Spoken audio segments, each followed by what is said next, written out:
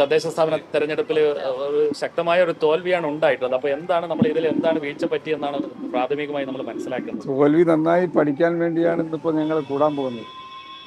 ഇന്നു മുതൽ താഴോട്ടുള്ള വിവിധ തലങ്ങളിൽ പാർട്ടിയും LDFും തോൽവിയെ സംബന്ധിച്ച് നന്നായി പഠിക്കാനും അതിൽ നിന്നുണ്ടാകുന്ന അഭിപ്രായങ്ങളുടെ അടിസ്ഥാനത്തിൽ പുതിയ കൂടുതൽ മെച്ചപ്പെട്ട ഒരു ശൈലിയിലേക്ക് നമ്മൾ മുങ്ങുന്നു. അതാണ് പ്രധാനപ്പെട്ട കാര്യം.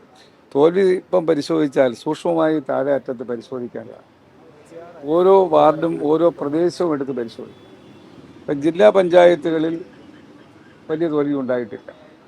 ജില്ലാ പഞ്ചായത്തിൻ്റെ റിസൾട്ട് LDFിന് അനുകൂലമായിട്ടാണ് പൊതുവിൽ കാണാൻ കഴിയുന്നത്.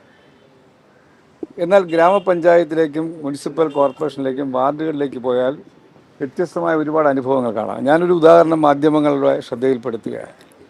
തിരുവനന്തപുരം നഗരത്തിൽ 500-ന് താഴെ വോട്ട് ലഭിച്ച BJP വാർഡുകളും കോൺഗ്രസ് വാർഡുകളും. BJP വാർഡിൽ 500 വോട്ട് ലഭിച്ചെങ്കിൽ അവിടെ കോൺഗ്രസ് ജയിക്കുന്നു. കോൺഗ്രസ് വാർഡിൽ 500-ന് താഴെ വോട്ട് ലഭിക്കുന്ന സ്ഥലത്ത് BJP ജയിക്കും. ഇതെന്താണെന്ന് പഠിച്ചാൽ തന്നെ കോൺഗ്രസ് BJP ബന്ധം മനസ്സിലാക്കാൻ കഴിയും.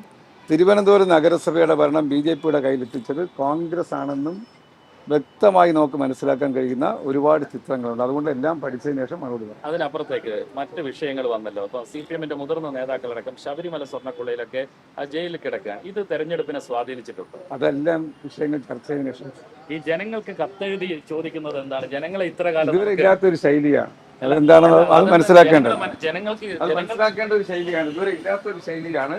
അത് ഗുണം ചെയ്യുമെന്ന് നോക്കാം.